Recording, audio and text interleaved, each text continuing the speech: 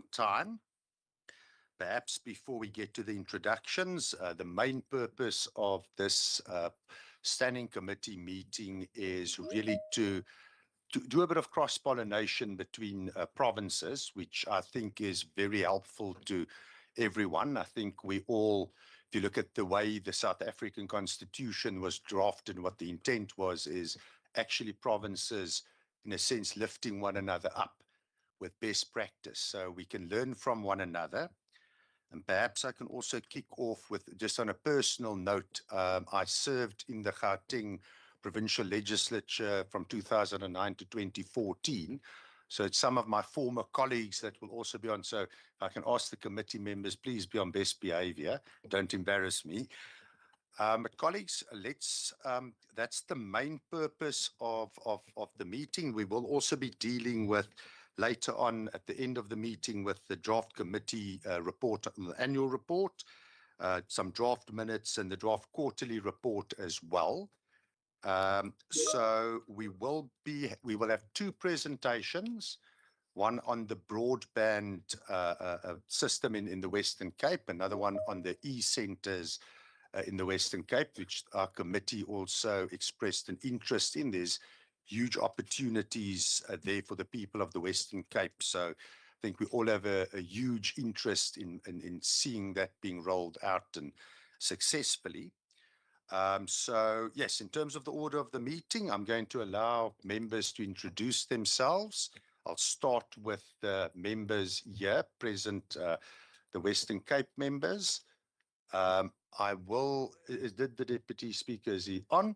Perhaps what I should do just as a formal welcome, if I can hand over to our Deputy Speaker, the Western Cape, Mr. Regan Allen. Chairperson, I trust that I'm audible your side. Yes, you are. Chairperson and members and official, I have the honor of extending a very warm welcome to our colleagues from the Gauteng Provincial Legislature, which is led by the Honorable Umbali Shlope. It is indeed a pleasure for us to host delegates and members from the Gauteng Provincial Legislature here in the Western Cape Provincial Parliament, although it's online. I must say, colleagues, that the request to engage with our committee on the Premier and constitutional matters is both welcome and appreciated. We are fully aware that these inter-legislature engagements strengthen cooperative governance and allow us to learn from one another's best practices as we continue to serve our citizens with integrity and innovation. We trust that today's exchange will be both insightful and productive, deepening the spirit of collaboration between our legislatures. So once again, to all of the members from the Gauteng Provincial Legislature, please feel welcome, and I trust that this engagement will be of great mutual benefit. The chairperson has already indicated his history in the Gauteng Provincial Legislature, and I can confirm that whenever he speaks of his journey within politics, he fondly remembers his time in the Gauteng Provincial Legislature and how it has shaped him. So once again, thank you for being here, and I trust that there will be many more, especially even in person. But once again, please feel welcome. How we will proceed is I will just introduce myself and the members here present, and then I will hand over to the chairperson of the committee in Gauteng to also perhaps say some words and introduce a delegation. I'll refer to it as a delegation. So I'm Thomas Walters. I'm the chairperson of the committee. I can ask our members to introduce themselves. Maybe Member Sayed, if we can start from your side and move to this side. Thank you very much, Chairperson. And good morning to the colleagues, including our colleagues from Gauteng. I'm Khalid Sayed, leader of the opposition and member of the committee. Thank you. Good morning, Chair, and all the visitors. I'm Donita Stevens, and I'm a member of this committee. Thank you. Good morning, everyone. I'm Peter Johnson, and I'm a member of this committee. Good morning, colleagues, and to our learned officials. I'm Memory Boyson, and I'm a member of this committee. Thank you. Good morning, everybody, as well as our colleagues at Gauteng. I am Benedicta van Minnen. I'm a member of this committee. Perhaps if I can also note, unfortunately, the Premier, with I think he has an incredibly busy schedule here in Cape Town with the investment summit and stakeholders meetings around it. He noted his apology, and we also have an apology by member Brett Heron from our side. With those words, if I can hand over to Ms. Gloppe, the chairperson of the Gauteng delegation.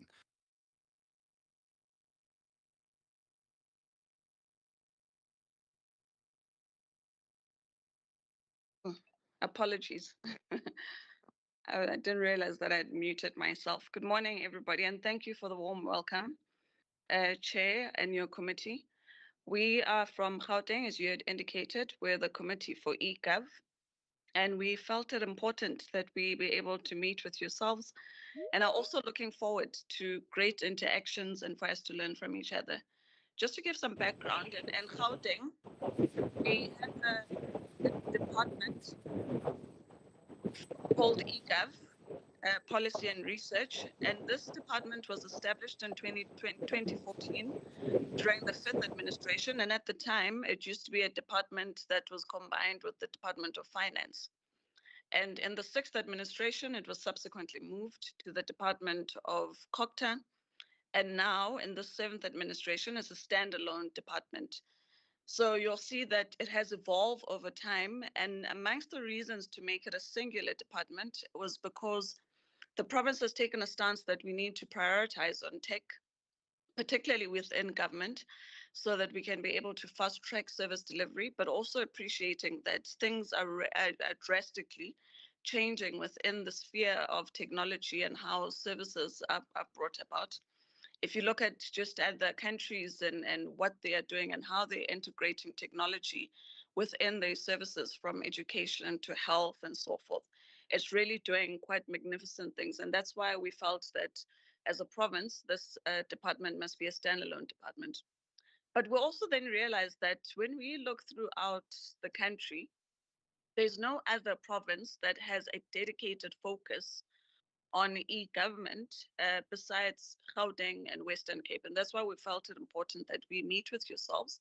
And of course, amongst the things we'll be doing is not only just to look internally within the country, but also to go outside of the country to get some critical learnings where we know that there's ministries that are dedicated and so forth. So our committee will also be embarking on an international excursion as part of this learning that we want to do. But we felt that as our sister provincial body, we meet with yourself so that we are able to learn from each other, have a sense of what it is that you are doing, borrow from each other, what are the technologies that we can be able to build together, and make sure that we're able to position the departments, because we understand that that's critical, but also understanding that we need to move the country forward, and we can't certainly have the continent continue to lag behind while other countries are really moving at a fast pace towards tech, and South Africa continues to lag behind. So it is on that basis that we felt that this engagement is very critical. And I think as we take on the engagements and you interact with our other members, they'll be also be able to come through. But let me introduce the members that I am with. It's member Mekwe. If she can, colleagues, if you can just put on your cameras as I introduce you, so that they can be able to see you. I'll switch mine off. Okay, so there's member Mekwe. There's member Gentile. Member Cilliers. Member Waters. Member Simahla. And member Miso. So those are our committee members, and we must apologize that we couldn't meet with you physically. We had really wanted to meet with you and have a physical meeting, but we believe that we'll have an opportunity in the near future. Unfortunately, there were just some logistical challenges that we had on our end with finance and the legislature, but we thank you so much for still enabling us to be able to meet in this format. And after all, we are EGAV, so if we can't meet virtually, then it would be difficult for others. Thank you so much. Thank you very much, Chair. And then maybe also perhaps just also on a personal note, it's very good to see Member Waters as part of your delegation. I served 2 terms with him in Parliament. I've known him for many, many years, so it's also great to see him on this level interacting with the committee. And I see Member Son, Michael's son, is not here, but I served with him in the Johannesburg Council. So there's a bit of history here that I think is good to build on. If I can ask the department if I can hand over to you for introductions, and then we'll go to the presentations. Thank you, Chairperson. Good morning, Chair, and all the members from Gauteng and the members from the Western Cape. My name is Henriette Robson. I am representing the DG today because he is with the Premier at the Bosparade. And I am going to ask the team to introduce themselves, starting with Mark on my left. Good morning, Chairperson and members, both here and in Gauteng. My name is Mark Clutie. I am the Director for the Broadband Service Level and Contract Management within the department. So essentially, I look after the broadband project and the public Wi-Fi service, which I'll be presenting a little later. Good morning, Ihsan Samai, Acting DDG for the Centre for Innovation. Clayton Wakeford, Director E-Government for Citizens. Good morning all. I'm Kelvin Groeneveld, Program Manager for the WCG E-Centre Program. Good morning, Chairperson and members. I'm Evan Alexander. I'm the Chief Director in the Centre for Innovation. Thank you. Good morning, Chairperson and members of Gauteng and the Western Cape. I'm Tyron de Villiers and I'm a graduate intern in the Office of the Director General.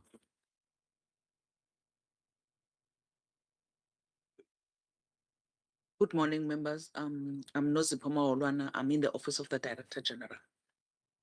Good morning, members. My name is Robert Shaw, and I'm in the Office of the Director General. Okay, thank you very much. So we're going to, there's 2 presentations. We will deal with each a presentation as a standalone presentation. So after each presentation, what I'll do is I'll open the floor first to our colleagues from Gauteng. They are guests after all. For any questions they might want to have, then I'll open it to the floor for the members from the Western Cape. And then depending on time, another round of questions or clarifying questions. Keep in mind, while we're going to give us much time for interaction, there is a time constraint. So if I can ask both the officials present as well as the members that are part of this meeting, let's try to keep our inputs as brief and to the point as possible. There will also be space after this meeting for follow-up questions, and we are very happy to assist our colleagues from Gauteng if they have any follow-up questions as well. So keep in mind, it will not be the last opportunity to interact, so let's keep it fairly crisp. So over to the department for your first presentation. So, Chair, we are going to ask Ihsan or Mr. Samai to just do a high-level summary before we are going to hand over to Mr. Clutie for the broadband presentation. And then, as directed by you, we'll take a break for questions. So, Ihsan, over to you.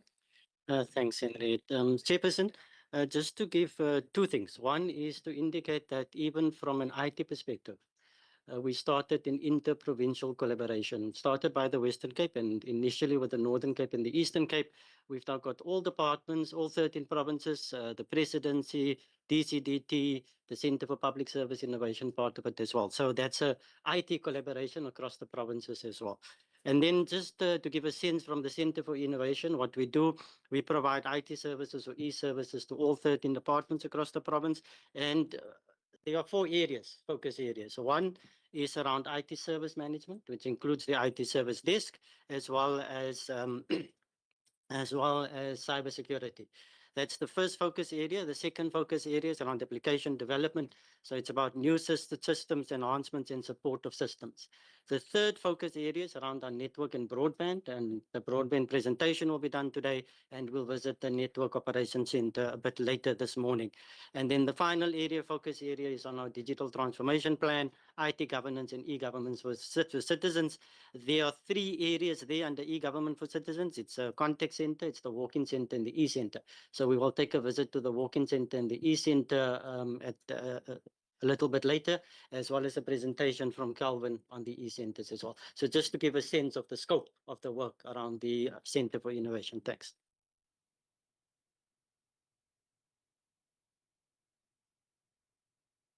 Thank you, colleagues. I'm just going to try and put this in full screen mode. There we go. Okay, so welcome again, and thank you for giving us the opportunity to speak to you about the West Cape Government Broadband Initiative.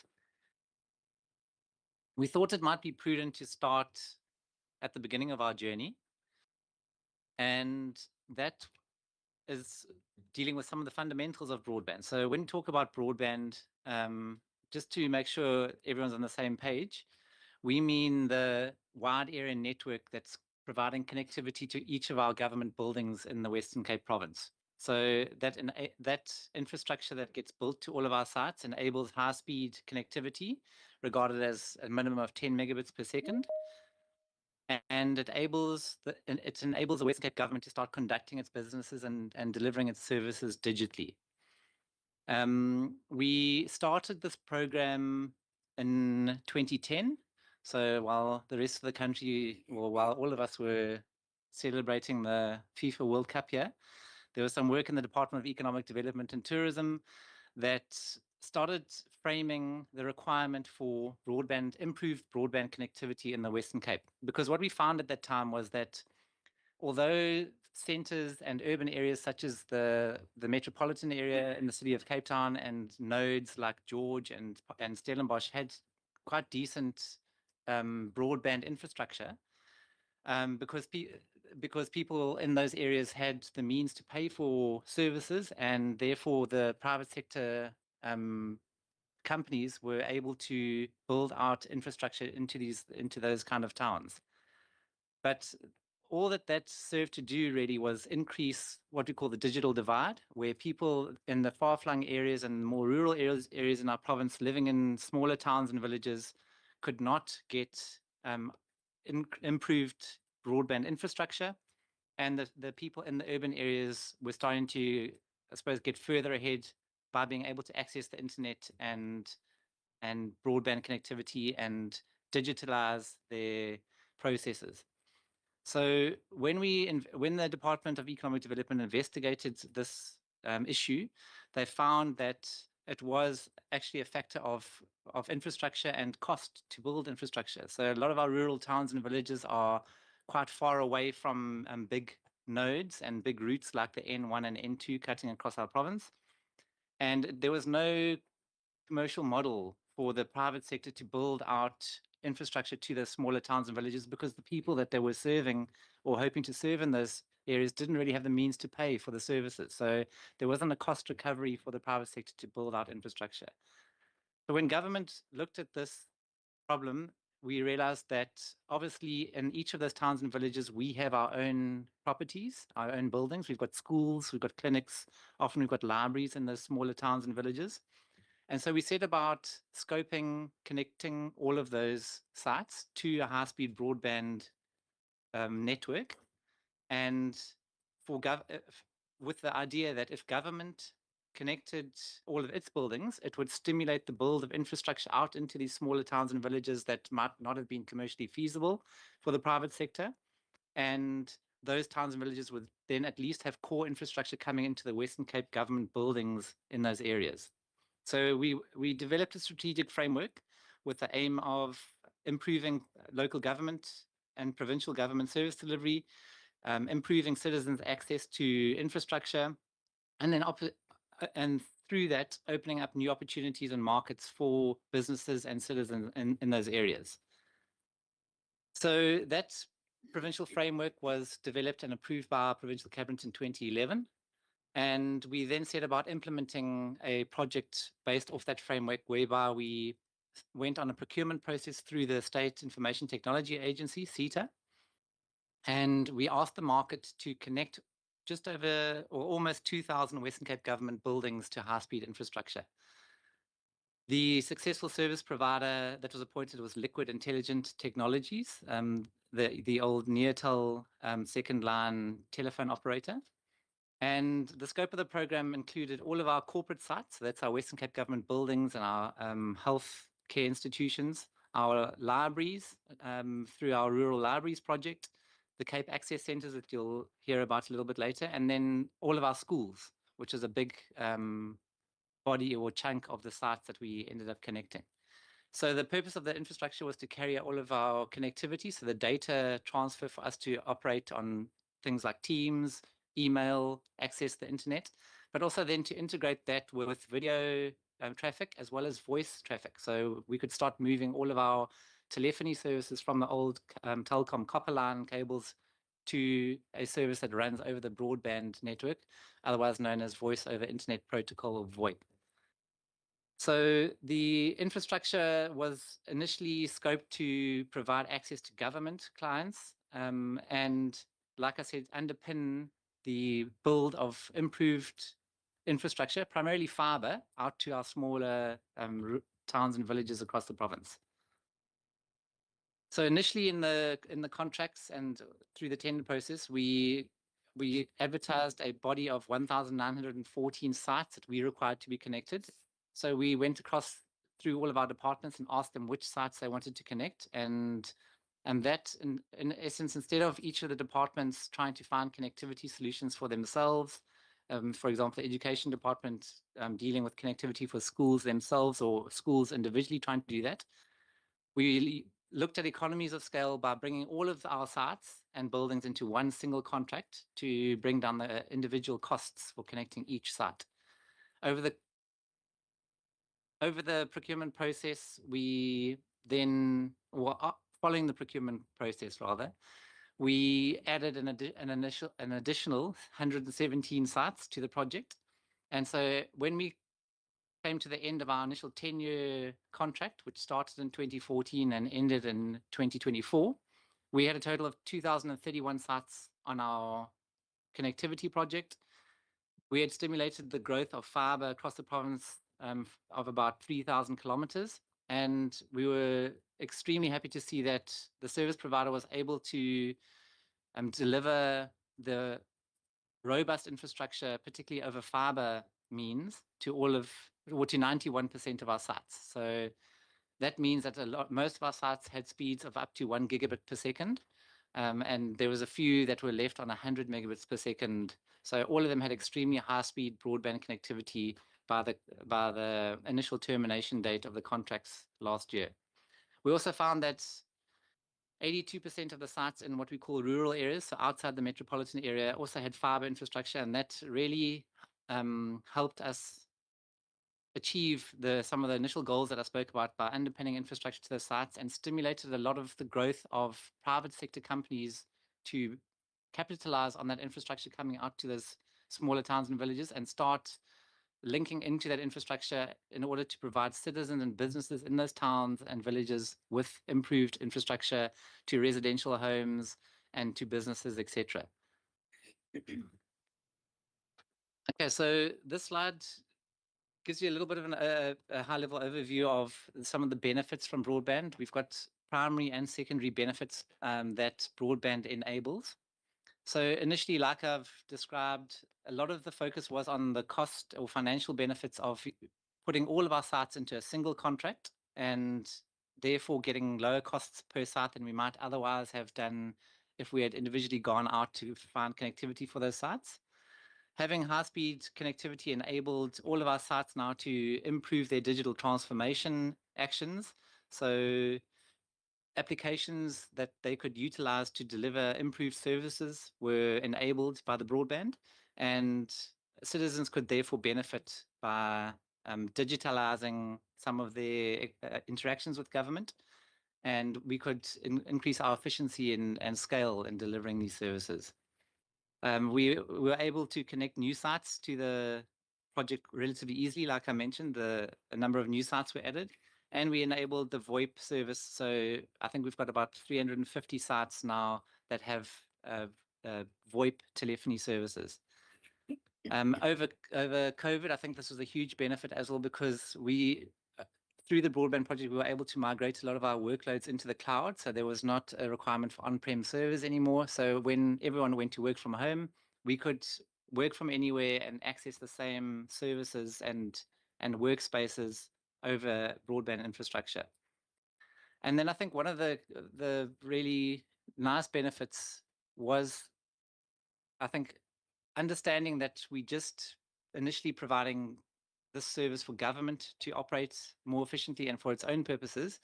We looked at how could we improve or leverage this infrastructure to provide improved services to citizens outside of the direct government services that they receive.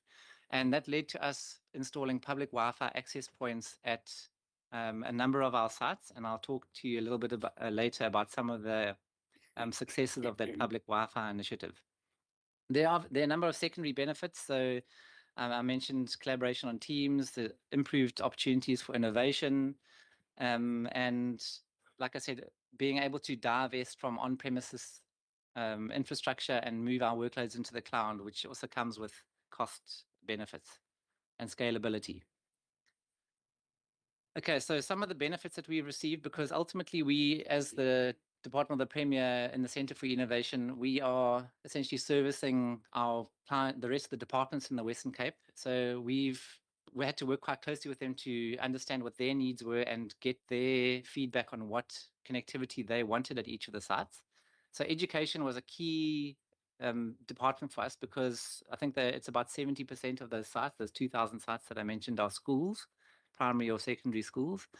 And in tandem with us developing this broadband strategy, the education department had gone on its own internal strategy development process to develop an e-learning project. And so we've dovetailed with them to make sure that once the broadband comes into the school environment, the education department can then leverage that by installing in-classroom connectivity to enable teachers to utilize digital tools to help with their learning, and for the learners themselves to start utilizing devices and accessing content for the educational purposes over the broadband infrastructure at the school. Another key delivery department for us was health. We've got a couple of applications that have significantly assisted with their digitalization of services. So the electronic continuity of care record, for example, is a web-based patient discharge system that allows digital records for patients to be accessed at any health facility across the province. So if someone's moving between different towns, that information can be shared across professionals in the health environment. And the what we call the PACSRIS, or Picture Archiving and Communication System for Radiology, is a digital X-ray system that allows people to send X-rays from remote health areas to centers of excellence and some of our academic hospitals like Tygerberg or Grooteskier, where there are a number of experts in those facilities that can then review these X-rays, provide their own professional inputs, and then send that back to the treatment professionals in the rural areas. So it enables much more efficient use of our government health professionals by leveraging expertise in certain areas. Lastly, some of the libraries, museums, and e-centers have all of the libraries, museums, and e-centers have been connected to our broadband project, and that enables people to come into our facilities and utilize computers to access the internet, look for jobs, find out information, communicate with their loved ones or friends around the world. And I think generally we've always looked at broadband as a way of stimulating economic growth by providing broadband access to people. I think a lot of people would have heard over the last 10 years even, and it was a core tenet of the strategy, that for every 1%, or sorry, for every 10% that broadband access is improved in a developing country, GDP grows by about 1.38%. So it's really been looked at from within our space as an economic enabler to drive growth of jobs and businesses. This slide shows you a little bit of what the broadband connectivity has enabled, and a lot of this is built on the application level, which Ihsan mentioned earlier is a completely separate division and fully capacitated to start delivering apps for each of our departments to digitalize their services. So social services, housing, education, health and wellness, there's a number of applications and systems that have been built within that unit for departments to use that run completely over the broadband and enable their services to be delivered much more efficiently. Okay, I'm going to now speak a little bit about the public Wi-Fi. So we set out initially to deliver the service at 1,600 government buildings. Although we've got about 2,000, like I mentioned, on the broadband service, a lot of them are in, I suppose, more affluent areas where we thought people around those buildings wouldn't necessarily need this kind of limited free public Wi-Fi service. So we specifically focus on delivering this to the more rural areas or underserved areas where connectivity is probably a little bit harder to come by and relatively expensive for people living in those areas.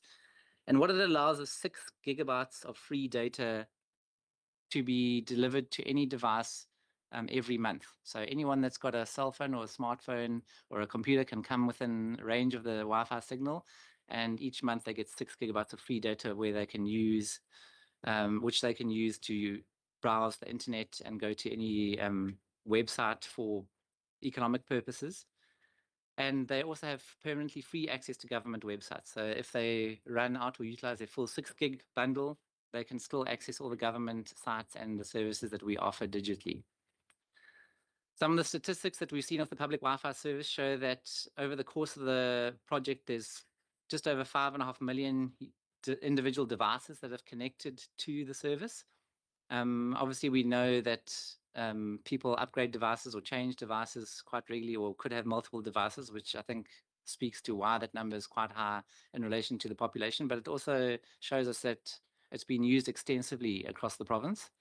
And even though we allocate 6 gigabytes of data per month, we see that the average user consumption is still hovering just under a gigabit per month. So what we find usually is people come past one of our government sites, they access the service quickly to do some work or contact someone or find out some information and then continue along their way. And over the month, that doesn't lead to extremely high consumption on average.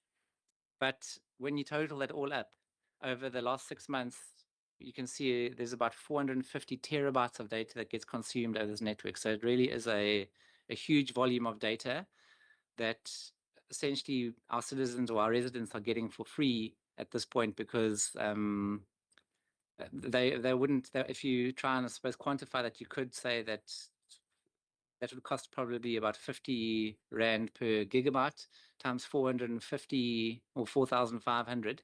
It's a lot of savings that we've delivered to our citizens through this limited free service. There's a bit of data here on the time of usage. The hotspots kind of get busy in the morning when people start waking up around 5. It peaks around midday and then tapers off into the evening.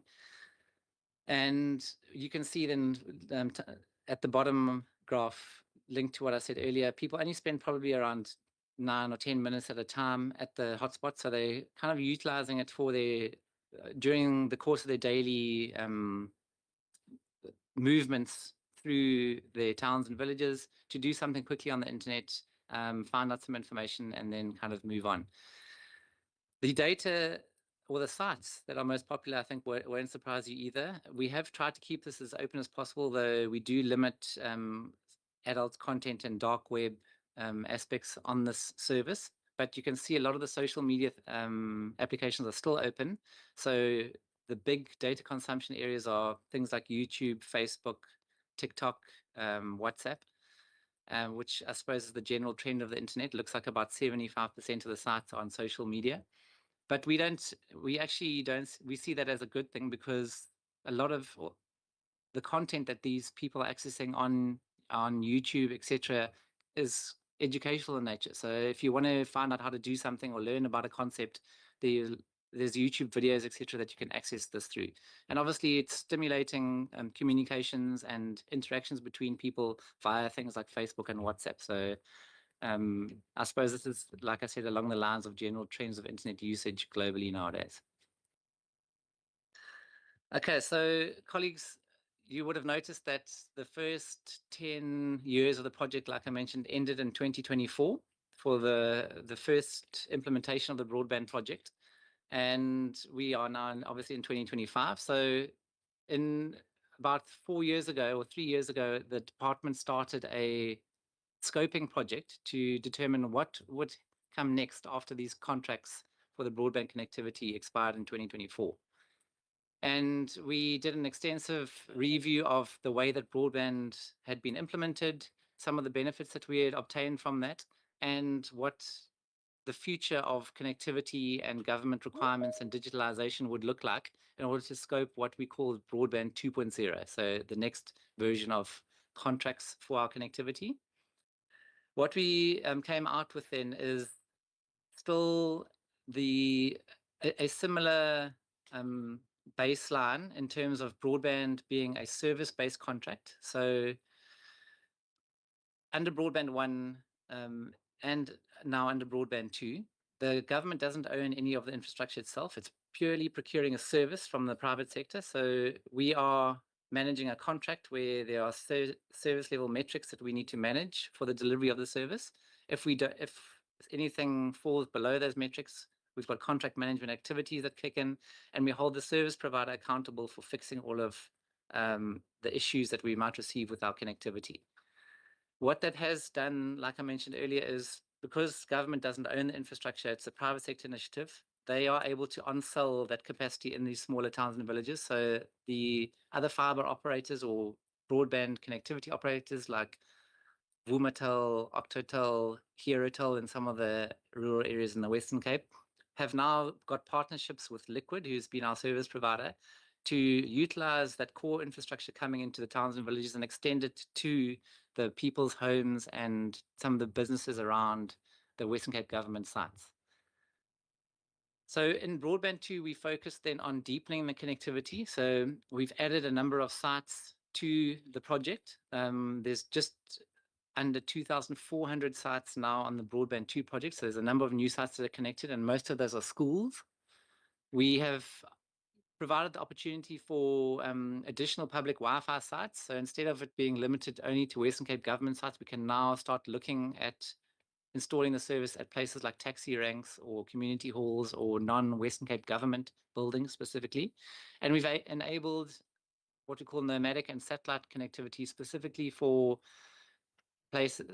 services such as disaster recovery and some of our mobile health clinics where people are moving around and still require connectivity, or in a disaster situation, if the terrestrial network is shut down for whatever reason, we have options to still maintain our connectivity to coordinate disaster recovery processes and services. And then lastly, we've focused then on improving the quality of the service. So broadband 1 was a great enabler, and it was highly utilized by departments, but we looked at how, because we've digitalized a lot of our services, the importance of the base connectivity at all of our sites is extremely important, and we've increased then some of our metrics for that. So previously, for example, on broadband 1, we had an overall network availability metric of 95% of the time that the network had to be up. In broadband 2, we've increased that to 98% now. So there's a higher availability of the service. We've got things like power monitoring, where during load shedding, if the site went down, we had to manage a whole incident management process because we couldn't tell why the service was down, and often it was a power issue.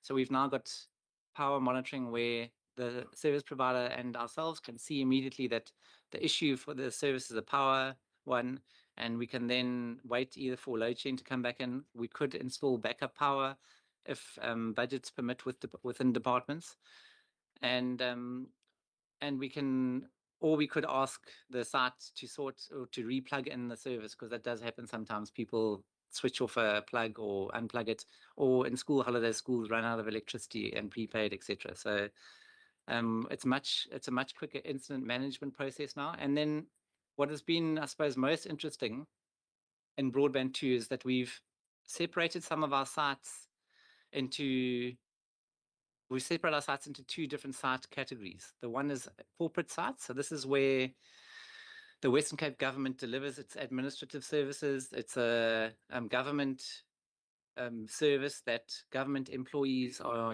accessing the internet through. And then we've got a separate category of sites called non-corporate sites. And this is where generally the users are the public. So this is places like schools where the learners are accessing the network, or libraries and e-centers where it's the general public coming in to utilize the internet. And at non-corporate sites, we realized that we didn't need a extremely secure, high-grade government network. People just wanted to access the internet. So it was a different architecture. And what that means is that CETA remains the service provider for our corporate sites per the CETA Act. But we've then managed to, well, CETA agreed that at non-corporate sites, the service provider could provide the full service all the way up through to internet connectivity. So that again then just reduces complexity at those sites, coordination, and some of the service provider challenges and risks in terms of having two service providers at a corporate site. We now have non-corporate sites where there's a single service provider that we can hold fully accountable for the service. So lastly, I think we've tried to integrate some of the local municipalities over the course of the broadband project. So initially, we agreed to provide each municipal site with a link that the Western Cape government pays for at 100 megabit per second speeds. In broadband 2 now, we've upped that speed to 200 megabits per second. It's something that we still provide as provincial government to each of the local municipalities and the district municipality head offices. And the municipalities are then able to utilize that for their own services, to run some of their own network activities over, or even as a redundancy or failover link for their main connectivity if they have their own service provider. So that is the project in summary, Chair and members. Thank you for allowing this opportunity once again. Thank you very much. I'm going to ask the Gauteng delegation if you have the first bite at the cherry as our guests. Any questions or comments from your side?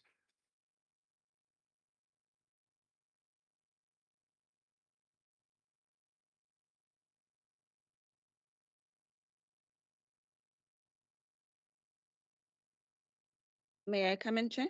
Yes, sorry, I was just, I had to get, I couldn't see their hands initially. Over to you. Thank you. Sorry, let me indicate that we do have member Sun on the platform with us. My apologies, I forgot to mention him earlier. But just to indicate, thank you for the presentation. I'd wanted to know that just in terms of how do you bill your client departments? Or does the department absorb all the costs from the Premier's office? So I wanted to know, is there a billing model that you have in place with regards to the client departments? Because as you indicated, that education seems to take quite a substantial amount of the work that you're doing. So do you bill it to education, or does it come off from the Premier's office? And I guess my members will then ask the remainder of the questions. Thank you so much. But I found your presentation very interesting, particularly how you have partnered with the private sector for infrastructure. I think that's quite a lot of the costs as it pertains to ICT infrastructure. Nor do you have to deal with renewing as it ages and so forth. Thank you. I understand. Member Sun, you also have a question? Thank you, Chairperson. Thank you, Chairperson Walters, and also greetings to our Gauteng Chairperson, Flope. It was indeed a very interesting presentation. I would like to find out a bit more details. I see the cost aspect of providing free Wi-Fi was presented. Was there a calculation breaking down as to at a particular service point, the highest cost and the lowest cost at another particular point. So in other words, I'm trying to get a comparison of where would your highest cost in terms of providing free Wi-Fi be, and the lower end of that cost spectrum. And the second question is that what benefit has it been generated for the community in large? And I want to clarify this by saying that there is a great initiative. I think we as a society cannot do without internet connection. However, I also note that the connection is quite open. One could log on to YouTube and perhaps TikTok and so on. So what is the benefit? Are the resident using it to gain knowledge, or is it more for entertainment? Has a study been done in terms of that? I would then, say thank you very much again to the Western Cape colleagues for the opportunity. Certainly a great learning platform for us. Thank you, Chair. Just check any other hands from the Gauteng delegation. And if I can open to the Western Cape, the members of the committee, any questions from your side? I see Member Sayed. No, thank you very much to the team, and we've heard we've gotten a glimpse around around this presentation in previous engagements, but I want to thank you for the detailed focus. I just wanted to get a sense in terms of the strategic alignment.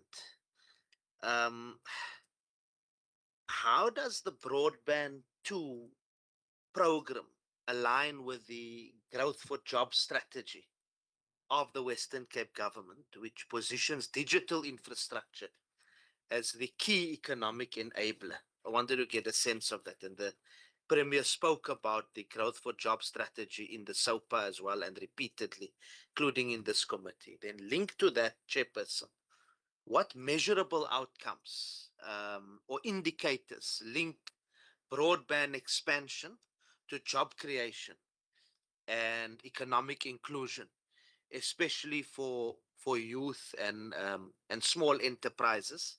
Then how does the broadband rollout, this is an important one and a theme that we need to look at, how does the broadband rollout support the medium-term development plan? Because that is the basis of government at the GNU level and here. How does it support the medium-term development plan's goal of infrastructure-led growth and improved service delivery efficiency? And then I just got two linked to that, and then I'm done. In what way is the broadband program contributing to the provincial strategic plan's objective, the strategic plan which we had a few weeks ago on innovation, spatial justice, and improved access to economic opportunities? Finally, would you say, has the broadband strategic framework of 2011 been reviewed to reflect the changing digital landscape and economic landscape in our province and globally and in South Africa? Thank you very much. There's just before I move to Member Boyson, there was a hand that we missed in the Gauteng delegation, Member Gentile.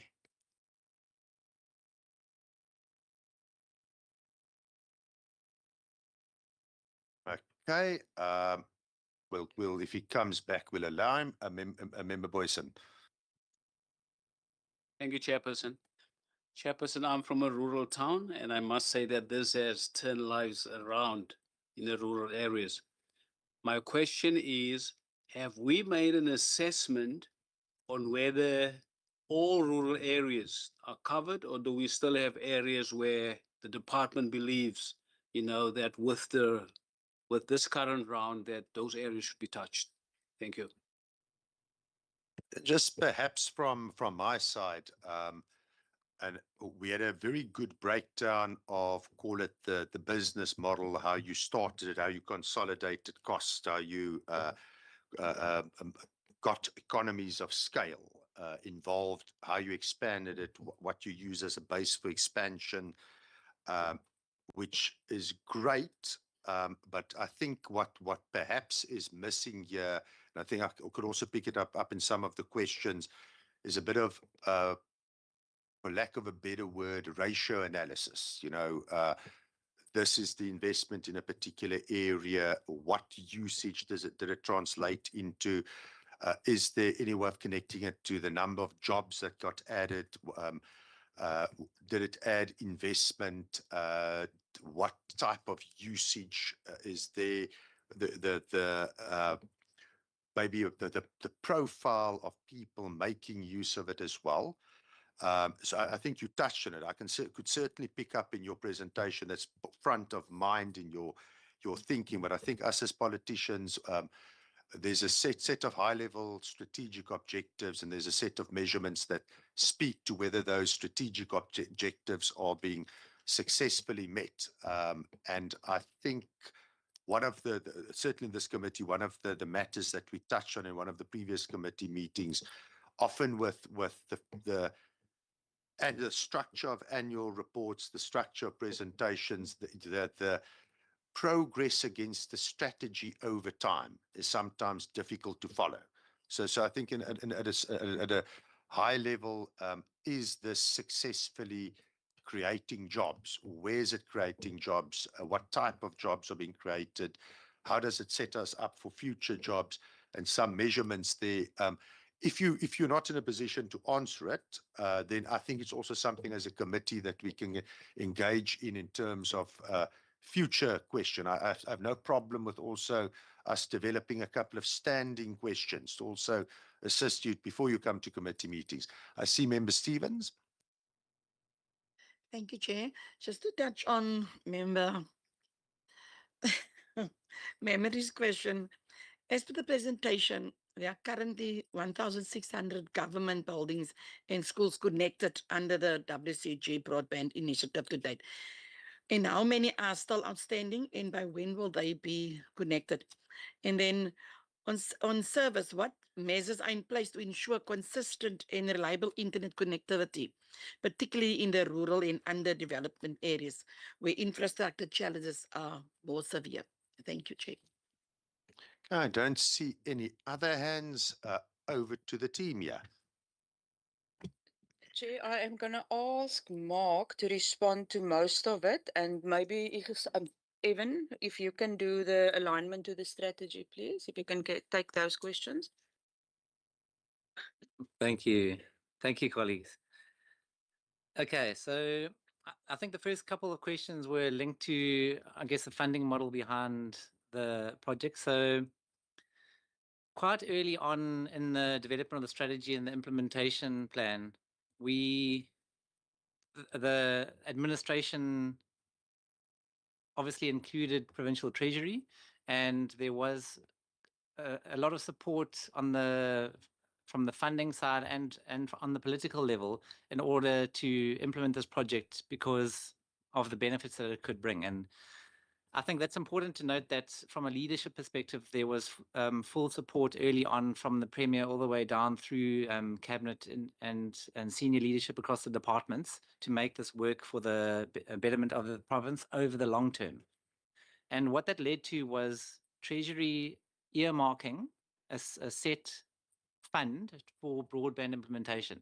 So they ring-fenced a certain pot of funding, and that gets allocated every year to the Department of the Premier, to the CEI unit, and we are then responsible for paying the full cost of the broadband. So at this point in time, we don't charge any additional costs to the departments themselves. The full budget allocation is sitting within our branch, and we draw down against that in order to maintain and deliver the services.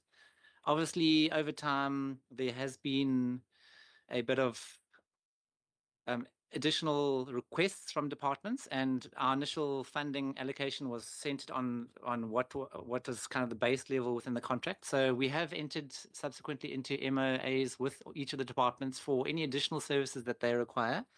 We are able to claim back costs through a transfer process between the departments to claim back additional funding, but we haven't really utilized that service because most of the allocation has been able to be borne by the departments and the branch's own allocation.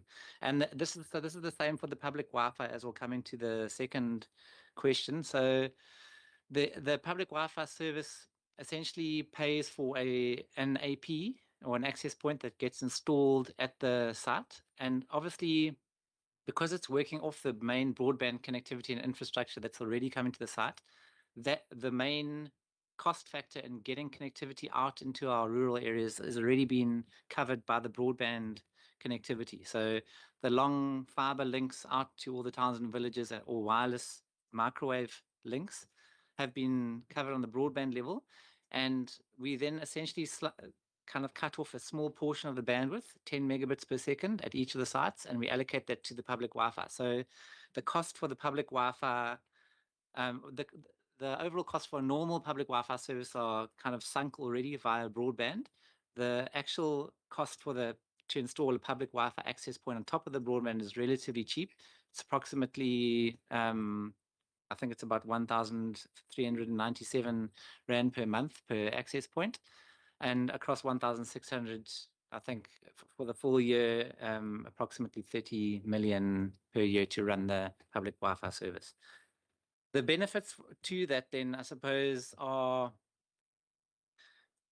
we have done some initial high-level checks. I mean, we've run a few competitions, for example, via the Premier's office, where people have come back to us and won kind of incentive prizes for utilizing the broadband productively. So there was initiatives like rewarding people for setting up businesses linked that they run over the public Wi-Fi service. People have obtained jobs as teachers assistants, for example, and as interns, etc., through completely over the public Wi-Fi service. So although it is open, we do still see that people are utilizing this to further themselves. And I suppose this is also linked to social issues. I mean, the more we can nurture our residents to take advantage of opportunities that government can provide to them without having to spoon feed them, the better it is for our society in general. And so even though, like you saw, and I think like the member mentioned, we've got a lot of social media aspects, there's still a lot of information that people get about how the world works, what's happening in the world on these social media channels. A lot of it is brain rot, they call it nowadays. So it's not very useful, but I think there's definite big chunks of value that people are getting from accessing information as a basis and as a human right across the country for accessing information. So when we start talking about some of the questions that have come through about the benefits linked to that, I think it's quite difficult to prove causality of economic growth or job growth just on internet connectivity. A lot of these studies that we've based these on are kind of long-term, longitudinal studies across societies where they've linked broadband penetration to job growth. But I mean, there's obviously a number of other factors that will influence whether that is successful, what kind of policies are available, how easy it is to start businesses, red tape, etc., in the system. And I think this also kind of links to some of the growth for job question, where the broadband project is a what's called a flagship project within the Growth for Jobs ecosystem and their strategy. And so we report in directly every month on progress on the broadband, and we've got metrics such as private sector investment into their infrastructure based on the contracts that we have. So even though we're paying for the connectivity ourselves, the private sector is having to invest a lot of its own money to this, and it's like I mentioned earlier, enabled a lot of other private sector companies to grow off the back of that. And I mentioned things like Vumatel and Heratel that have sprung out now. And through the latest study we saw ahead of Broadband 2 from rural villages and towns that had no or very limited internet access, maybe only via the mobile companies like Vodacom and MTN. There's now at least 4 ISPs in every town and village in the Western Cape, and we can't take all claim for that ourselves, but I think we've definitely played a role in stimulating the growth of networks in these areas because of government underpinning some of that connectivity. I'm just then going to come to, link to that. I think there was a question around measurable indicators. So I suppose private sector investment is something that the G4J team would measure off this. And I think over the course of the G4J strategy, they will also then be, I think, measuring things like jobs over the course of the entire strategy. So broadband will play a role in that. Again, the direct causality just from broadband or public Wi-Fi is, I suppose, very difficult to determine. But then we also have metrics that we report into that system, such as the number of people that are connecting to the service. And we're starting from scratch again from broadband 2. It's a new public Wi-Fi service. It's a slightly different login process. And we would then report in monthly as the network grows over the course of the next 7 years, which is the broadband 2 contract period. We would report on how many people are making use of the service and by extension, getting benefits either with jobs or education or information, etc. Let's go through the ratio analysis. Engagement versus connections. Okay. Okay. Yeah. So again,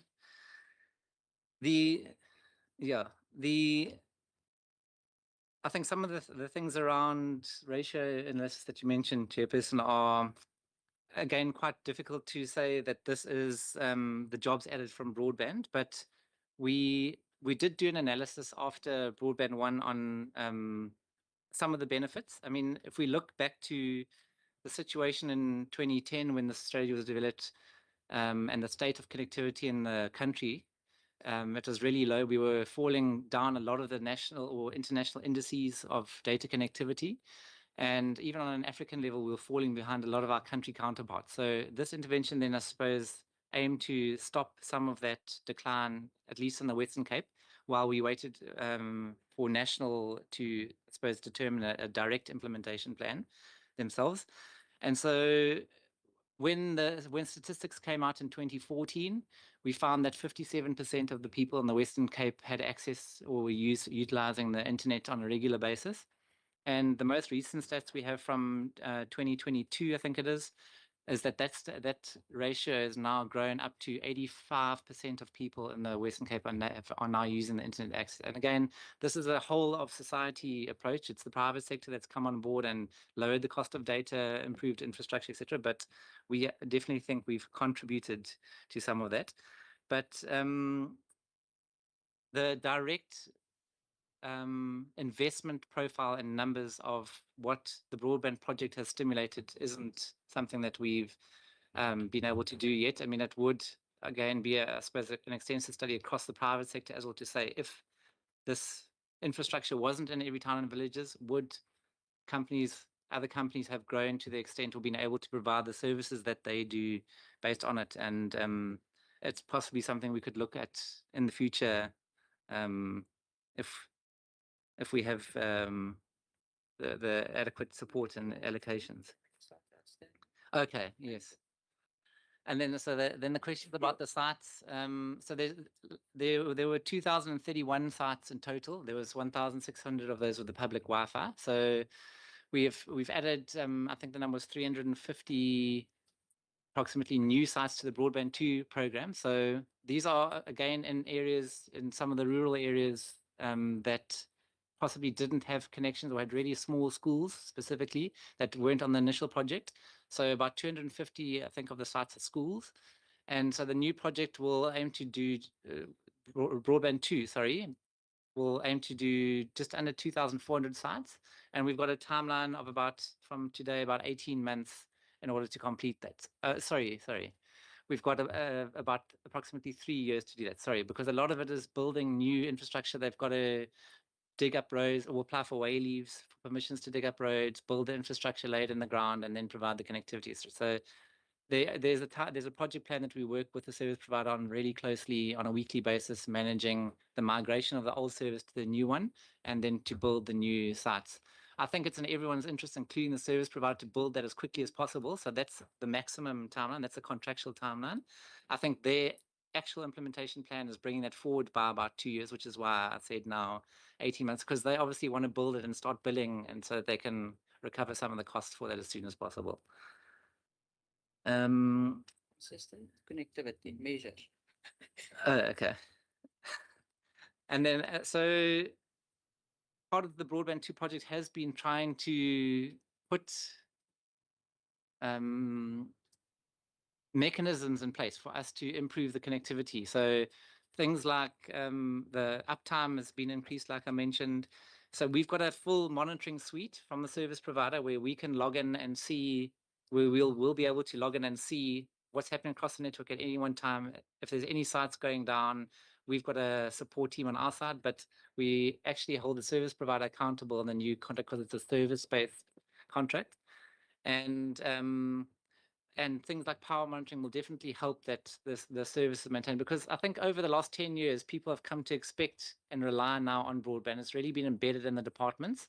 So they, like I mentioned, through all the applications, etc., people or government is running a lot of its service over that, and it has to be consistent and stable and high speed and working, because as we further digitalize and take advantage of the digital transformation plan that we've got in place across WCG, this is the building blocks that are becoming a non-negotiable, and that people expect just to work without having to complain or raise issues about it. Chair, just one final thing about strategy alignment, and then we're done. Yeah, Chair, quickly, just in terms of our strategy alignment, we align to the National Digital Government Strategy as well as the Provincial Strategic Plan. So in the strategic plan, I think Mark covered growth for jobs specifically, but there's also safety and well-being. And as you know, the ICG, Innovation, Culture and Governance, is supporting all of that. So our digital transformation sits under ICG, and within that, we've got the broadband and connectivity as well. So we directly not just linked, but part of the Provincial Strategic Plan. Thank you, Chair. Hey, thank you very much. Colleagues, I do have to keep an eye on the time constraints we have. I don't see any other, and so I suggest we go ahead with the second presentation. Thank you, Chair. I'm going to ask Mr. Groene. Clayton going to do it. Clayton will be doing the presentation. Thanks, Clayton.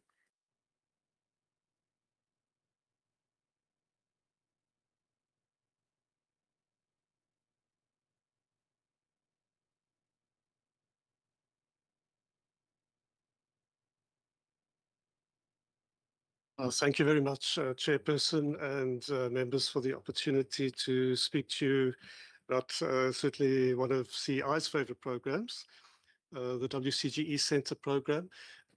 This was previously called the Cape Access program.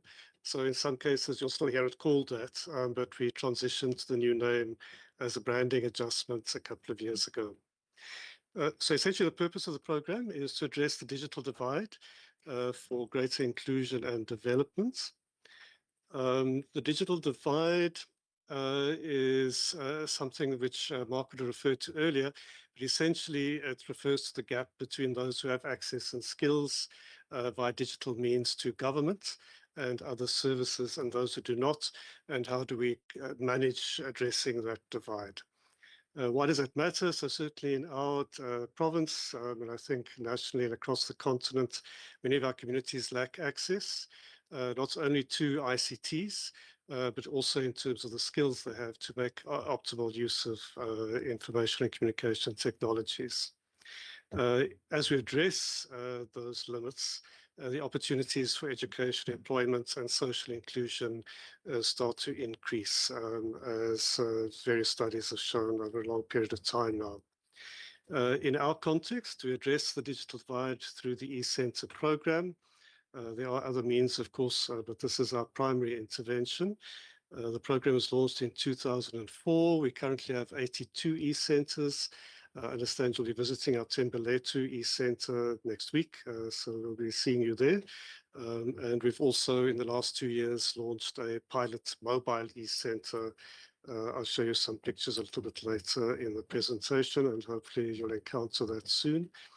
These are strategically located in areas of the greatest need. So predominantly rural. We're increasingly focusing on some peri-urban areas, such as Delft and Philippi Village. And then a lot of agricultural small communities, which otherwise wouldn't have access in the way that people in the city would have. It's a membership-based program, and once you become a member, we give you free access to the computers at each of the centers. So if you imagine a small free internet cafe with our branding on it, at that center, you would then get access to the internet, and we also provide free digital skills training. The program aligns to the province's digital government strategy, which of course also aligns to the PSP. In terms of the digital government strategy, our vision is a digitally empowered and enabled Western Cape to allow people to participate in the life of the province and the future of the province. There are 5 strategic focus areas in terms of the digital government strategy. So just to unpack how we address each of those through the program. In terms of digital access to information, each member gets 45 free minutes per day for a single session. If the center isn't too busy, we allow some extensions just so that we make optimal use of the facility that we have. We also provide longer sessions for students or learners and there's many small businesses that use our e-centers. We allow up to 10 free pages of printing per day. So as much as we're going digital, often people, because they don't have access 24/7, need to take printed material back home with them, and that's particularly true for learners. That access to information, of course, is also through our provincial government's portal, our provincial government's contact center, which serves as a backup, and then the World Wide Web and social media. Perhaps as a point in terms of what might be a concern around the use of social media, we certainly pick that up as very high in our e-centers. But I think the point to note there is just around social cohesion, social capital, exposure, familiarity, and learning. And we do find that as much as it's a kind of entry point because of interest and the entertainment value, it certainly leads in our context to a lot more use and exposure and demand for higher value exposure. In terms of digital services, of course, we're doing very significant work to automate the provincial government services. So through the e-centers, you're able to access those.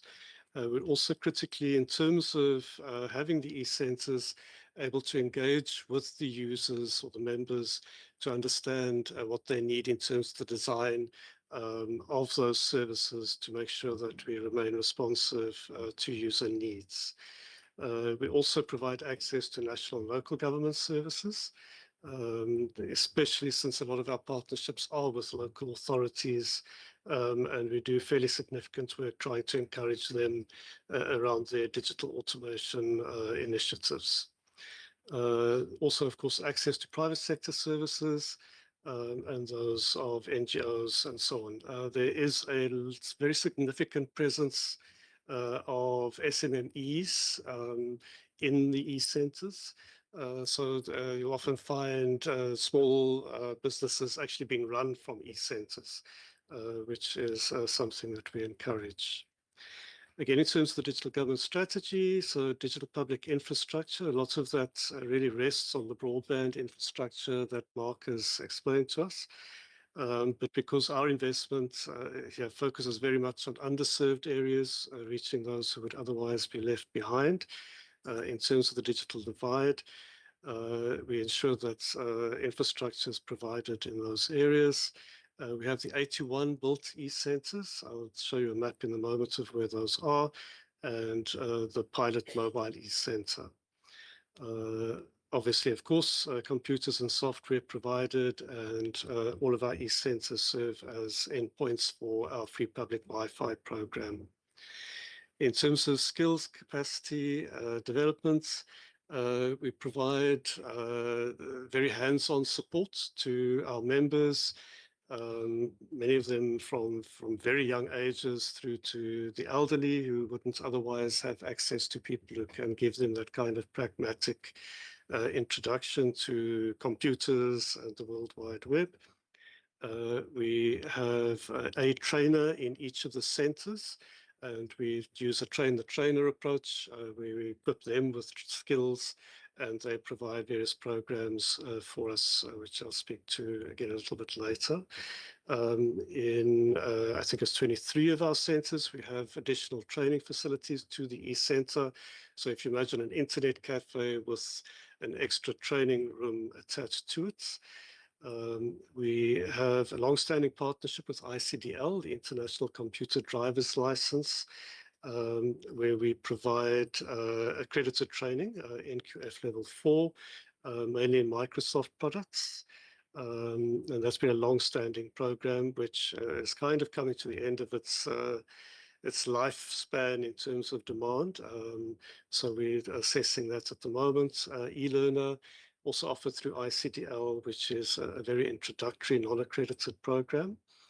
Through Mzansi Learn, which is a Microsoft-funded partnership that we have an extremely broad range of training opportunities that we provide.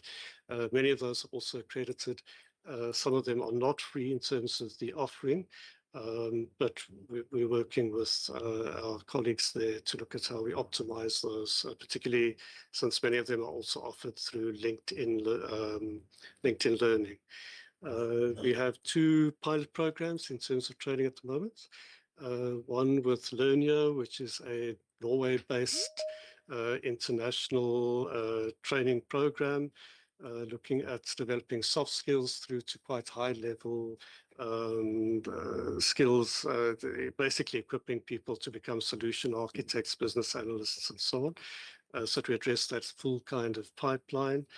And a pilot at the moment also with Leap, and we're hoping that those 2 pilots help us to begin to expand and mature that offering.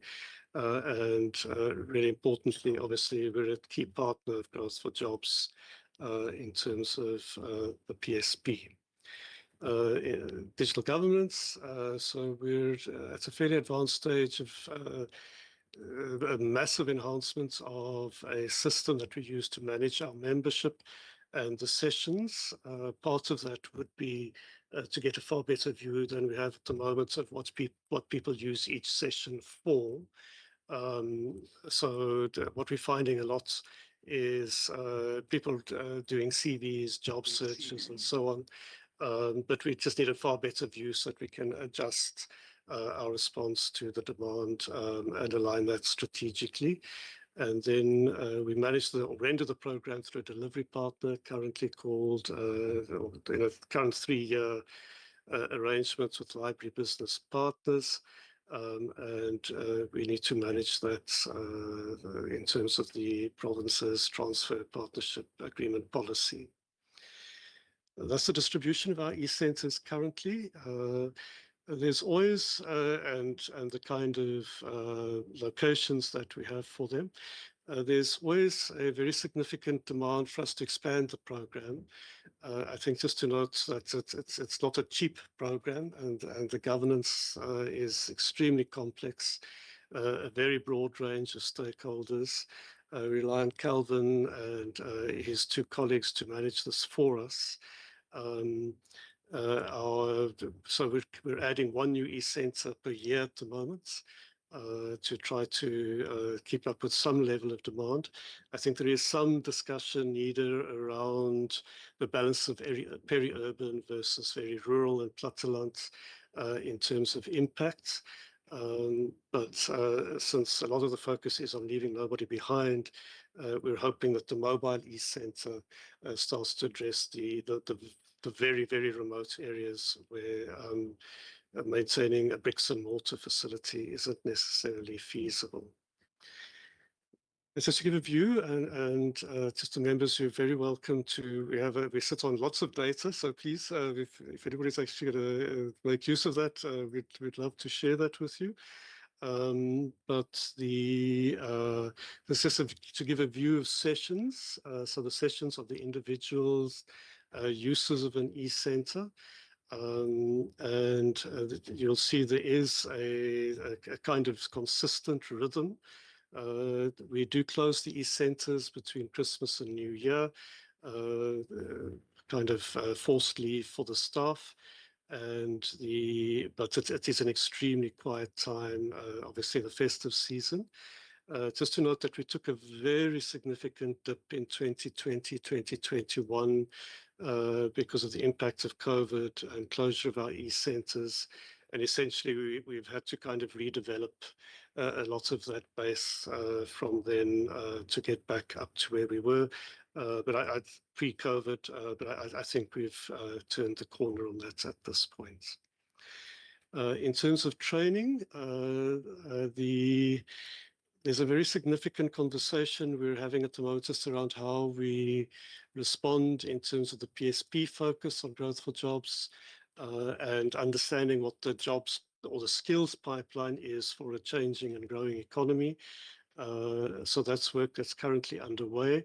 A lot of the limitation has been budgets, and I think also certainly in our assessment of it, the type of training we've been offering, because that kind of low-level training is no longer really relevant in many contexts. So we need to up the value of the training and diversify that, and that's why we're busy with the two pilots at the moment. To expand that offering and engaging with our colleagues at DDAT and elsewhere around how we begin to expand that offering. But essentially, I'm happy to unpack that data if you would like, but the very dark blue column gives a view of where we're at for the current year. Yeah, again, it's kind of erratic. But the demand remains high. I think the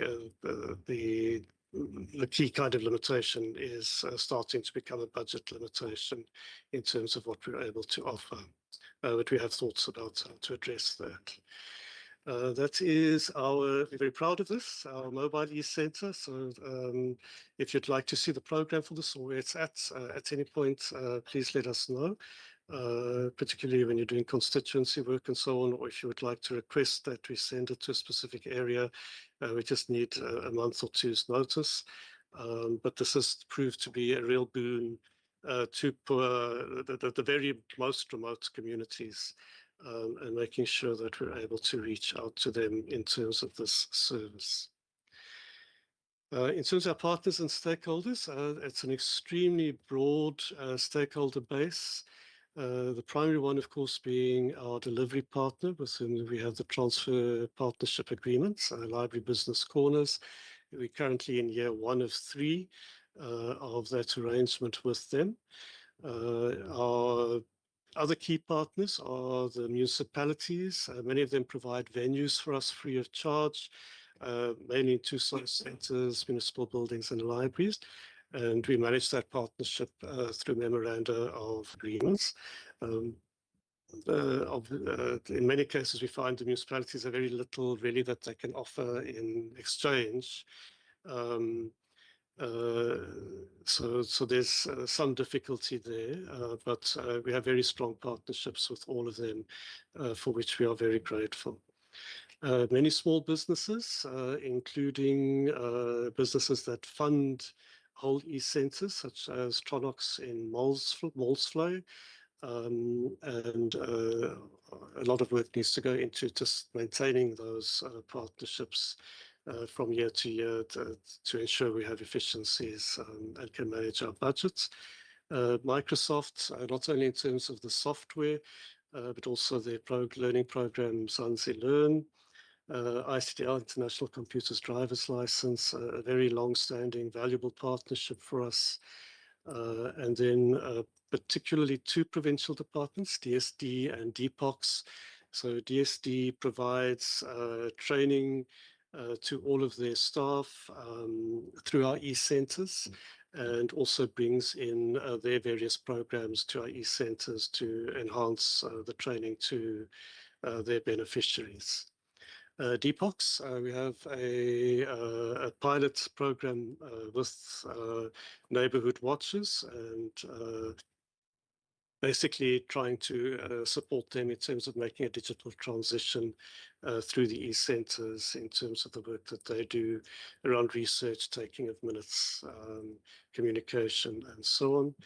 And then we've, for a very long time, had very beneficial partnerships with SARS, Departments of Labour, and SASSA around supporting their programs, providing them with access to our e-centre members, and basically facilities in areas where they might otherwise not be able to reach citizens. If I could hand over to Calvin, maybe to speak from there, just to speak to the e-centre downstairs, which I understand you'll be visiting shortly, and then I'll conclude. Thank you, Clayton.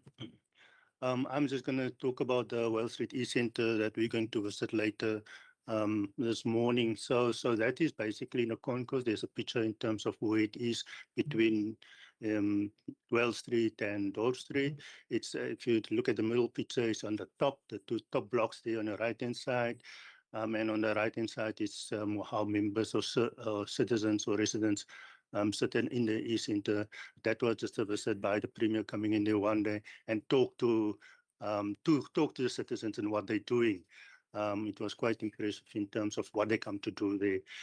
This centre was established in 2014 and 2015 in that financial year. Just before on that Well City Centre, we've got 10 computers, 10 stations. In some of our other e-centres, it might vary because in terms of the size of the venue, it could be a bit bigger. And as Clayton has mentioned, some of them have training centres adjacent. This one does have an access centre. Thank you, Clayton. So in this e-centre, there are staff members. In each e-centre, there's 2 staff members that manage these centres. And we've got in this centre, we've got Yonela Mbanda. She's the centre manager. So each e-centre has a centre manager and a development manager. She started in 2023 as a development manager, and then the post became available, and she moved up in terms of a centre manager.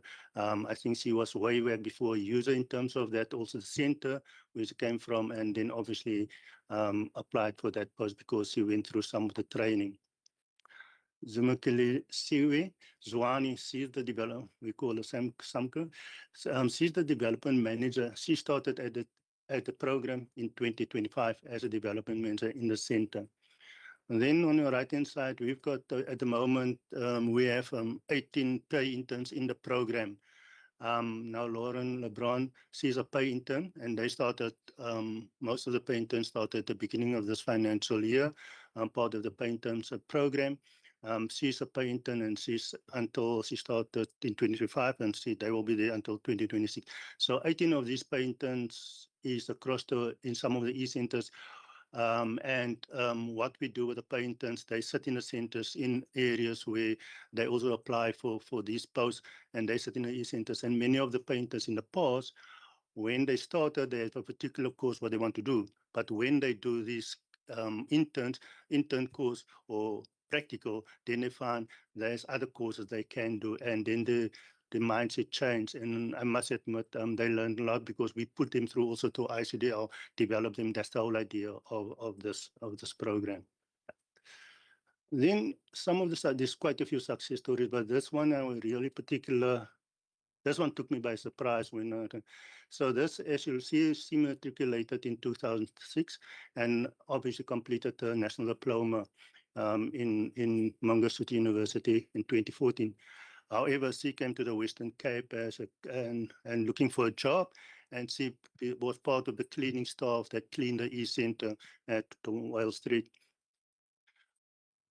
What she did was basically in a spare time in the centre. And so what she noticed is that people are getting trained in the e-centre. And so there was Yonela and another lady that was the centre manager and the development manager.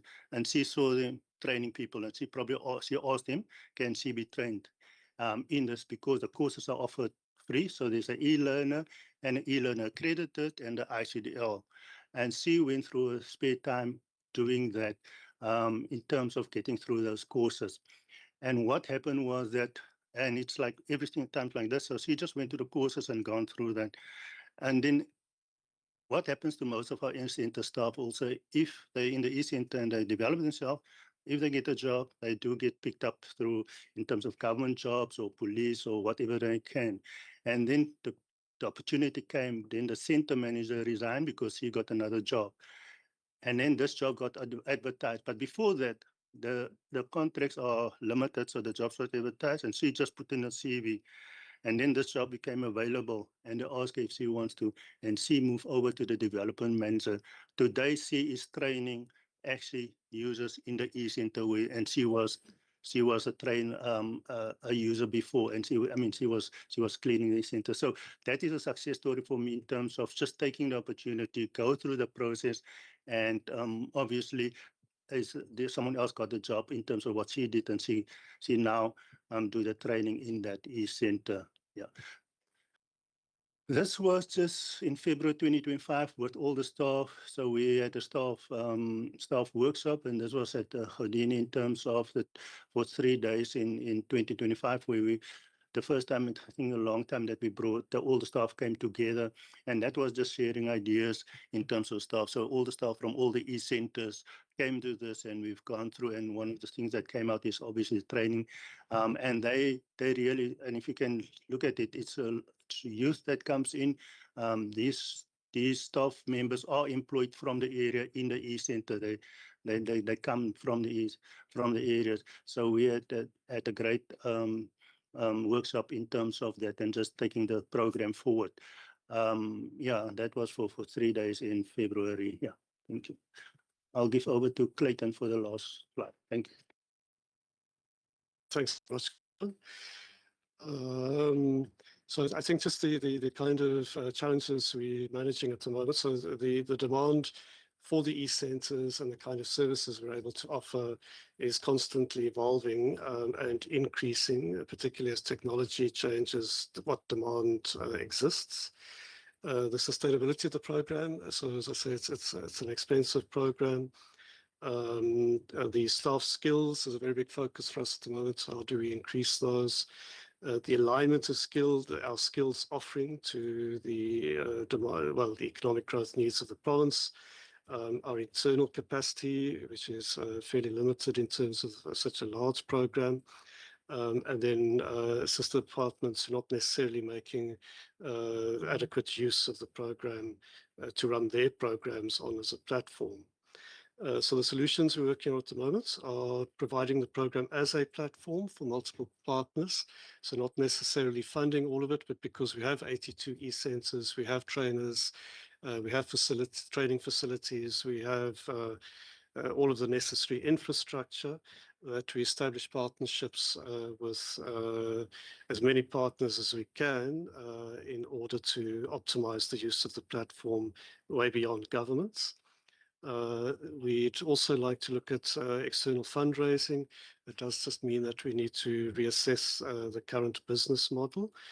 So that's a conversation we're pursuing. We're investing heavily in our own staff development. And that's partially what our Houdini meeting focused on early in the year. One of the things, because the program is free, is to start looking at charging for the higher value training. Because that should come at some cost to the user, particularly in terms of understanding the value of what people are deriving from that training and future opportunities. And we've increased very significantly our advocacy outreach to our sister departments. Having access to our 600,000 members in the most rural areas of the province is actually an extremely valuable thing to have for many, if not all, government programs. That's it. Thank you very much, Chair. Thank you very much. I was about to do the. Oh, I beg your pardon. Yeah, colleagues. I'm going to again ask our Gauteng colleagues, and the procedural officer can just assist me with spotting the hands here. Multitasking is not my suit.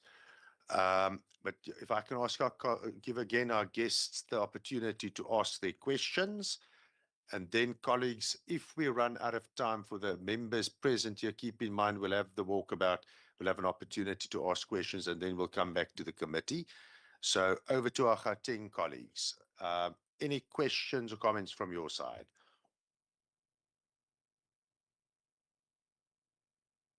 I do not see any hands. I hope that is a silence because they're wowed by what we're doing in the Western Cape. Okay, there's a hand. I was appealing to the interprovincial, call it rivalry, to get the question there. It is a member Meso.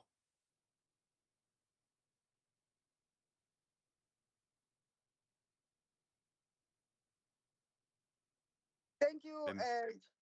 Thank you, Chairperson. Good morning, colleagues. I would really like to question one or two questions regarding the presentation at hand.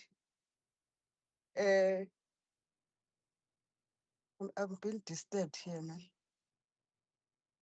Somebody is calling me and Multitasking is also not your good suit. Yeah. Not a problem. You're very audible on this side. Okay. The question is, how has the broadband improved patient care outcomes in health facilities using ECCR and PACS RIS system? What mechanism exists for continual digital training of public servant to maximize broadband, enable tools like MS Teams and cloud services? How are the departments monitored for optimal broadband usage and service delivery efficiency? The presentation highlights health gains. Can the department share performance indicators showing reduced patient turnaround time or improved diagnostic efficiency since broadband activation? Those are my questions that I would really want to understand. And also the issue of areas of rural areas. What are the department can indicate what are the challenges in terms of rolling out the infrastructure, or how far is the rolling out of infrastructure in the areas of rural areas? I thank you, Chair. Thank you. Any other hands? I do not. Is there another hand? Chair, it's mine, Thomas, it's Michael. Member Waters, over Yes, to you. thank you, Chair. First of all, let me apologize for joining the meeting late, but I had a crisis in my constituency which I had to deal with. So apologies. And if this has been addressed, I do apologize, but I've got to ask the question. With regards to the connectivity of schools, and I'm talking about classrooms, not the administration blocks per se. What is the connectivity of schools in the Western Cape, and how have you fast-tracked the connectivity of schools? What systems have you put in place to ensure that schools are connected? Thank you very much. I do not see any other hands. I'm going to ask, just for the benefit, in case we have to cut things short for the and certainly our own committee can continue with our questions during the walkabout we're going to be doing. But let's make sure that our guests their questions are covered. So over to the department if your responses to our colleagues. Thank you, Chair. Chair, I'm going to ask Mark to respond because the questions relate to broadband, and I hope you got all the questions, Mark, because I didn't get the first one. Thank you. Okay, thank you, colleagues. So let me try to give a response as it relates to the broadband connectivity. So we have a question about the PAXRA system and the electronic continuity of care record in the Department of Health. And I think this is, I touched on in the presentation, but these applications are examples of services that have been built for the Department of Health in order for them to improve their service delivery. So the fact that they can now have a continuous care record that can be shared between sites that patients could visit has significantly enhanced and sped up the ability for healthcare practitioners to deliver the right services. So on that continuity of care record, the healthcare practitioners at whichever site this person goes to a patient goes to across the province would be able to access the full patient record and have a direct view into historical treatments and issues that the person has dealt with, and therefore provide a more holistic response to their healthcare requirements. That has significantly sped up treatment abilities and, I suppose, outcomes for the person or for the patients individually. And similarly with the PACS risk radiology system, the ability to tap into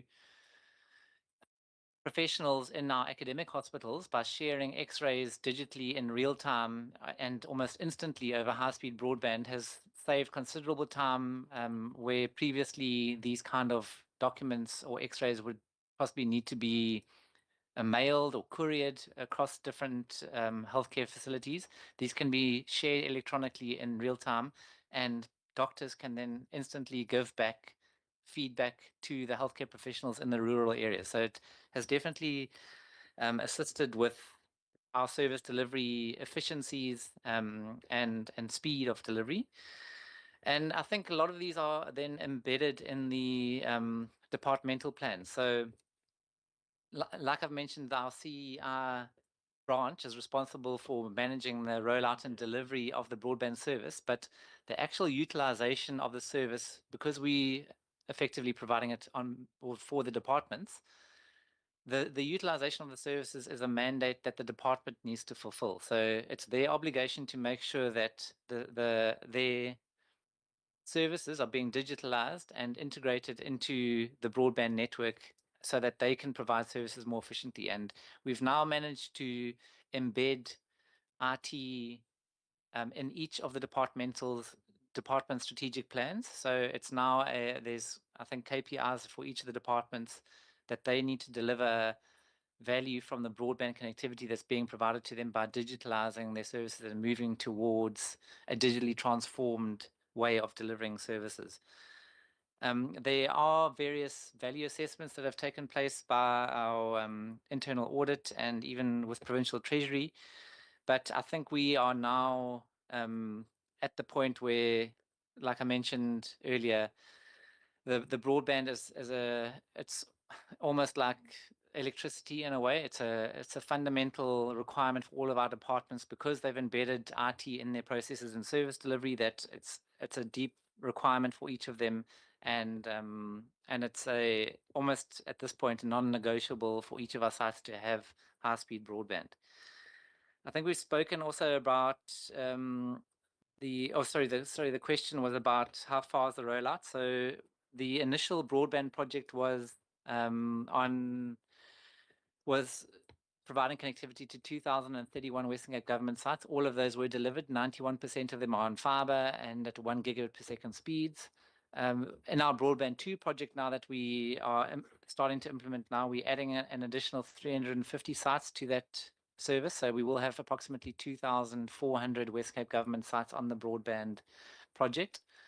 So that within that, the total number of schools that were connected is 1,301, and 1,157 of those schools are on fiber. 144 of them are on other media, such as microwave or other wireless links. I think some of the challenges in the rural areas are I suppose, geographic things. So for wireless connectivity, line of sight to get connectivity over mountains and down into valleys on the other side is a challenge. High sites get snowed in over winter, etc., which disrupts the connectivity. And then fiber build has also had challenges. So people have often dug up the fiber, think it might be copper cables that they could sell for value, and I think once they realize it's just glass or fiberglass essentially, They left it, but at that point, then the service is disrupted. So there's repair work that needs to take place.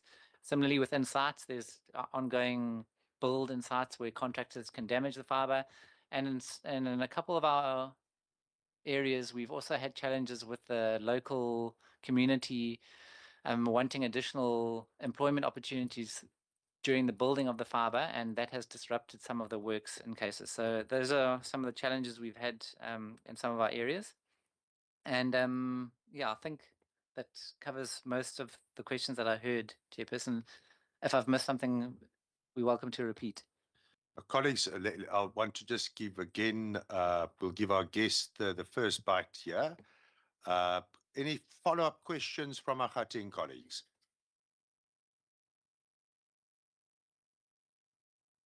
I do not see any hands from the Gauteng colleagues. Perhaps this is also, I'm looking at the time, and I think we need to do the diplomatic exercise as well. I really appreciate the interest of the Gauteng Standing Committee on E-Government and Research Development in initiating this interaction. We welcome it. We are not doing what we are doing just for our own provinces. What we do is we do it for the country.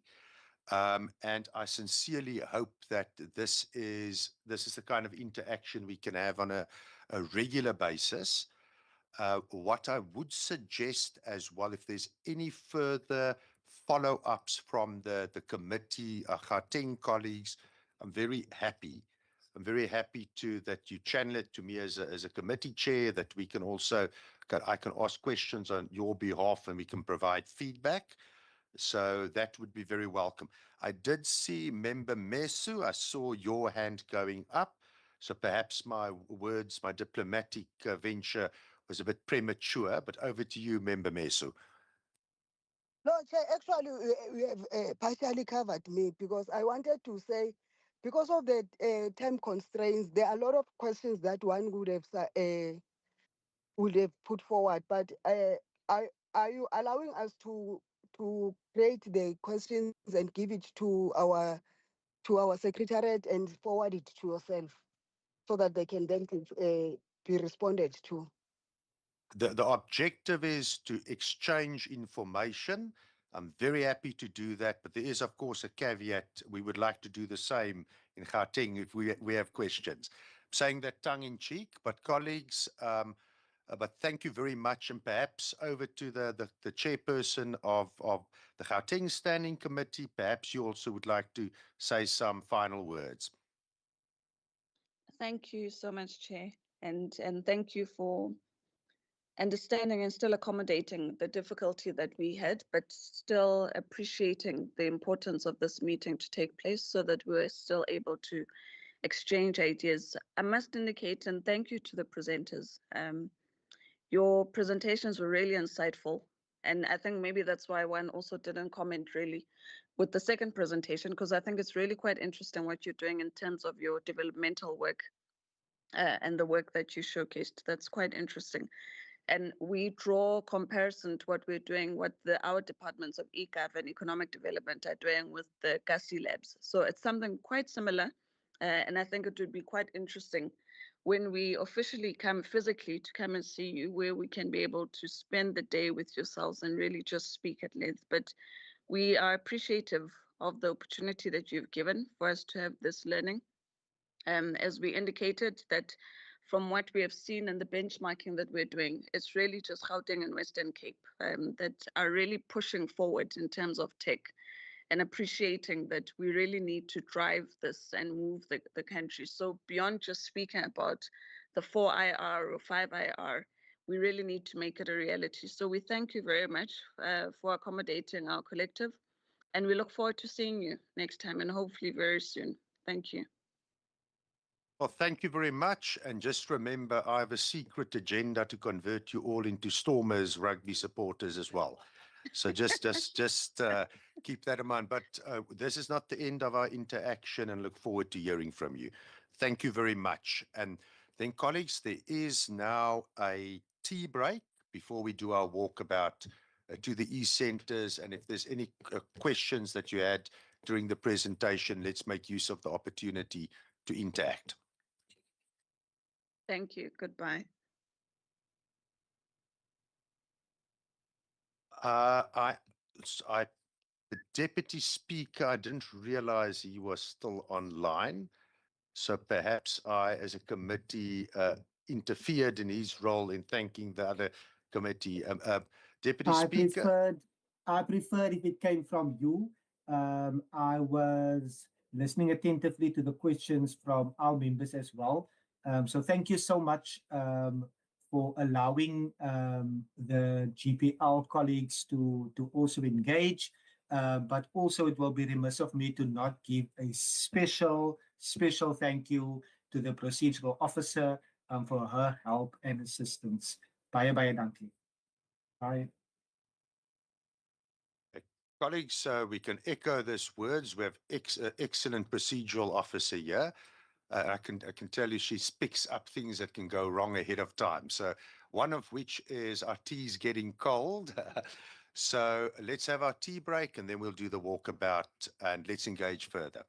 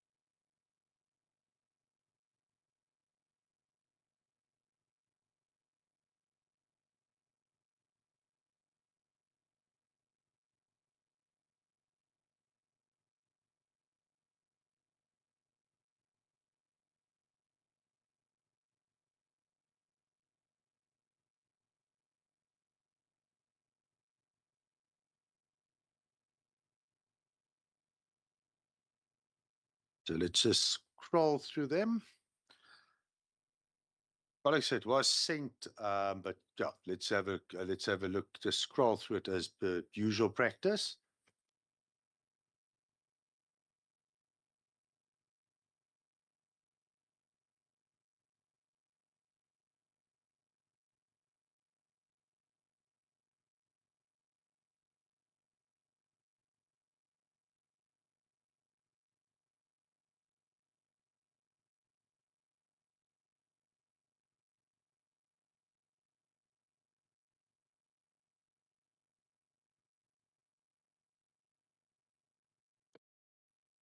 Colleagues, can I have a proposer?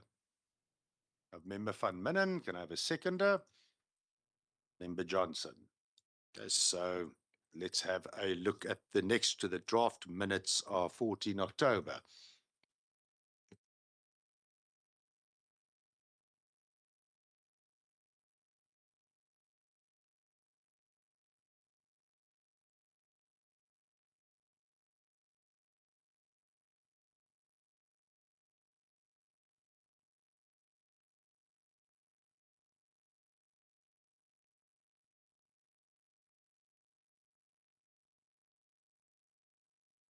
Colleagues, can I have a proposer?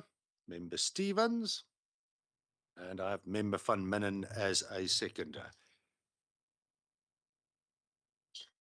And then the draft quarterly report, July to September of 2025.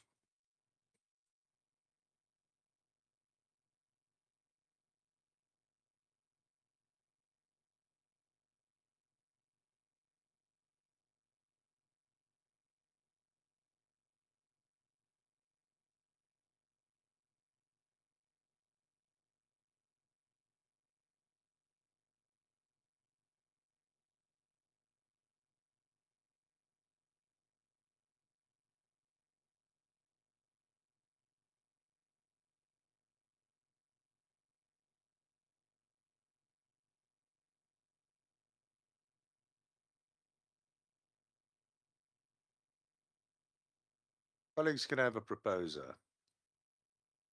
I see Member Van Minnen was just a bit faster. And then Member Stevens seconds. So Member Van Minnen proposes, Member Stevens seconds. Colleagues, that then brings us to resolutions and recommendations based on the interactions we had this morning. I would like to open to the committee any resolutions or recommendations from the committee side.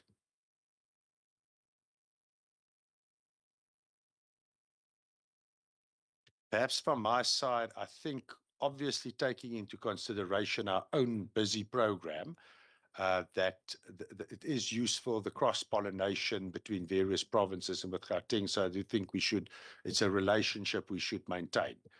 And I certainly think where we can assist them with questions or linking them up to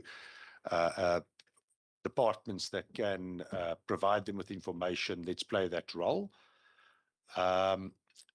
Then anything else, colleagues? We support your notion. So that's then, so to maintain the relationship and assist cross-pollination, or call it cooperate governance and cross-pollination of ideas between the various legislatures that would be the recommendation or the resolution then. Colleagues, and there's no other resolutions or other recommendations. That then brings us to the end of the meeting. Thank you very much.